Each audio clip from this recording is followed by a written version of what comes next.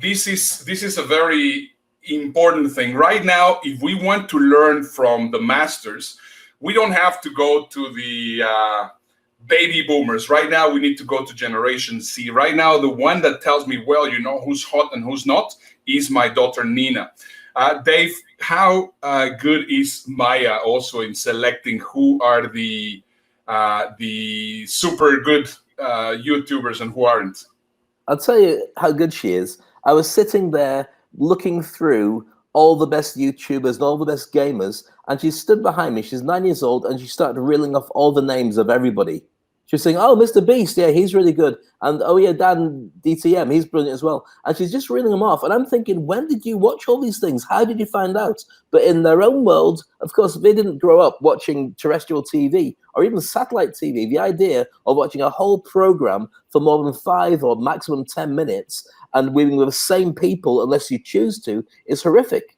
Our idea of programming is completely different to them, but they know so much more about it as well than we do. So we have to learn from them, and I do, but I still can't stand watching other stuff she loves. Yeah, well, I asked Nina, and I said to her, well, you know, I am looking to emulate one of the best YouTubers just to know exactly the formula of how a correct YouTube should be made and how long should it last and whatever. And I mean, I just told her what I wanted, and then she told me, well, you know, you have to watch Amanda. I said, okay, Amanda. And then she basically shared with me this video. And on this video, we're going to basically be cutting it in 4 pieces.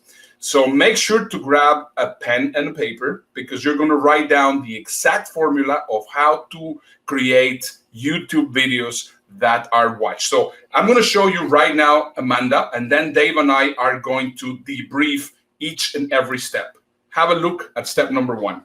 Do you feel super awkward when you get on camera? Kind of like you're talking to a wall? You're not alone. A lot of people feel this way. The only way to get good on camera and to find your on-camera personality is to practice. So in this video, I'm going to be giving you guys 3 different ways to practice speaking out loud so that you can build confidence on camera. I'm Amanda Hovarth, and I'm all about helping business owners and entrepreneurs leverage the power of video without breaking the bank or taking up tons of their time. If you're looking to use video in your strategy this year, then be sure to subscribe and click the bell to be notified every time I release a new video. So it was exactly 43 seconds, and she basically mastered 4 incredible steps. So right. Step number 1, what was it? It was that we wanted to, she started with a question. Then, same as Dave said, she told you what we were going to be doing, and then she asked you to actually go and subscribe. 35 seconds, the first 35 to 40 seconds of your video, that's exactly what it needs to be. Very true. And also then she started building a relationship with you. So by the time that she said hello to you, you then accept it, and then you start traveling with her into wherever the content's going to be all the way through, which is kind of impressive. So super powerful. 35, 40 seconds, it's already set. Now let's go to video number 2. Have a look. Do you remember when you were first learning to drive? I don't know about you, but I was personally terrified and worried that I would never actually gain the skills to be able to drive without somebody else in the car. Even just differentiating between the brake and the accelerator was confusing. Getting on camera for the first time is very similar. You are having to learn a new skill that at first feels very unnatural, but you are going to practice over and over again to where it's just going to come naturally. So similar to when you have a permit and you're first learning to practice driving, these exercises that I'm about to walk you through are going to help you develop the skills that you need to be confident on camera. So there you go. She pulls a Tom Hanks. So what she does in effect is starts talking about things in a way that you go, oh, she's one of ours. Tom Hanks' entire career has been about playing characters that you really like, even if they're not really nice. But you just feel like the every guy is there. And I think she does that by telling a personal story, not a great story. You just warm to her. I think that makes a big difference. Yeah, and it's a very simple metaphor that everybody will understand. Well, you know, I mean, have you ever felt that when you go for the first time to drive, everybody will go back into that story? So she goes first She introduces her topic. She says what she's going to be talking about, starts with a question, and then she goes into the building rapport. This is the building rapport segment on it. I think it's brilliant. I mean, it's a very easy to replicate formula. So we have the first 3 steps. Then she builds rapport, doing pulling a Tom Hanks, as Dave is saying. But it's a sales technique. It's basically saying, I'm the same as you. So when you go in to see somebody, you might walk into their office and say, oh, you're into fishing. That's wonderful. So let me tell you about my fishing. And that was an old sales way of getting a relationship and getting rapport built with people by doing the stuff that they would think, oh, yeah, they might be special, but they're just like us. And some comedians and some film stars and some musicians are always on the talk shows because when they are on, they become really nice, normal people. Not the megastars you see on the big screen, but they identify themselves as, and it might be an act, as just being like us. And that's why we love seeing them on stage. People like Jennifer Lawrence, who just comes across as the sweetest person. Doesn't matter what she's like on stage, brilliant when she's being interviewed. Exactly. So now what we're going to go is we're going to go into the meat of the presentation. Have a look. Exercise number 1, talk out loud in front of a mirror.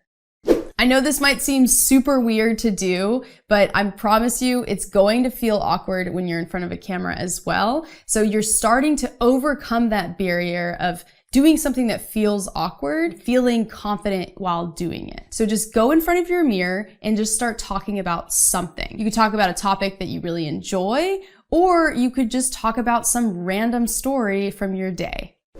Exercise number 2, voice record.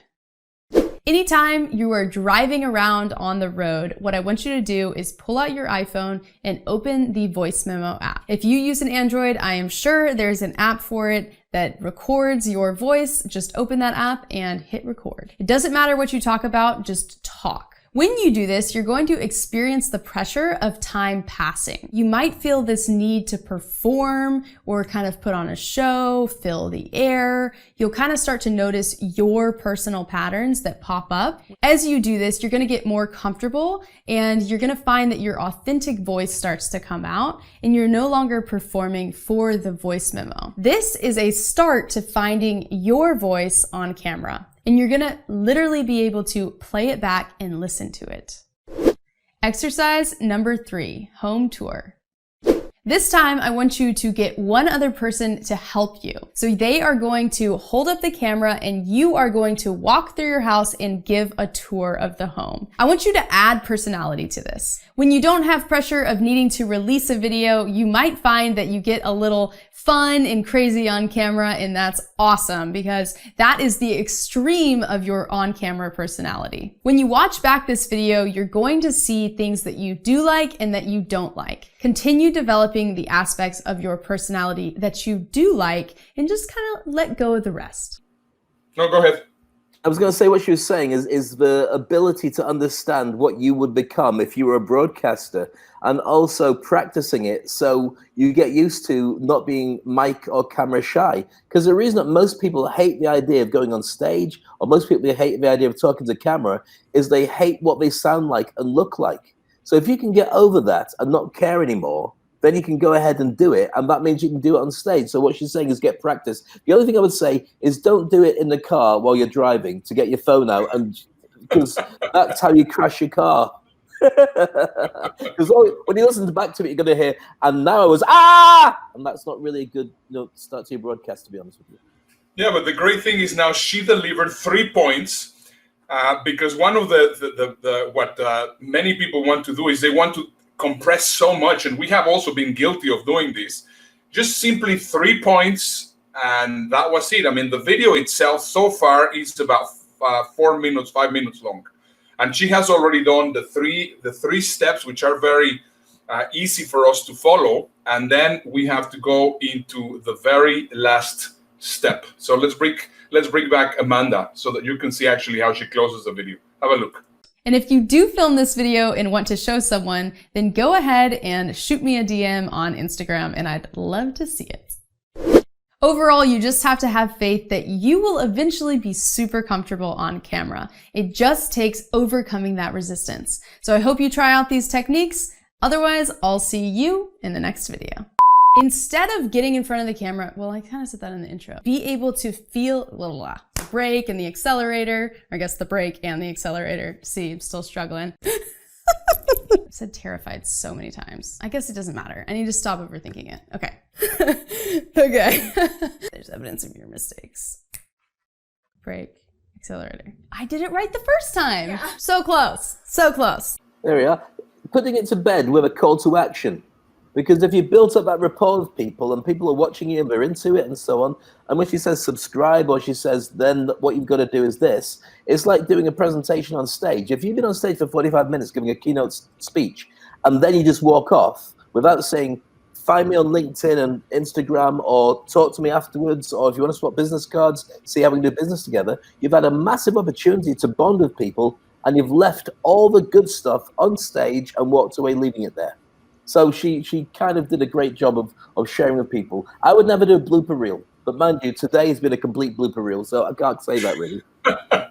Yeah, well, I mean, it's interesting to see how also some of the YouTubers are using these bloopers to show it. And I think this is the whole point about what we are doing. Basically, just lose the fear, relax and have a good time when actually you're being on camera. Now, what I just couple of very fine distinctions on these last clip that we saw. First of all, she engages the audience by saying, well, you know, if you're going to be recording some of these clips, let us know, which is exactly the same thing as, for example, we were just talking a moment ago about Frank and his Boston accent. And here is Frank. Here is Frank telling us, well, brilliant advice. Correct practice makes permanent.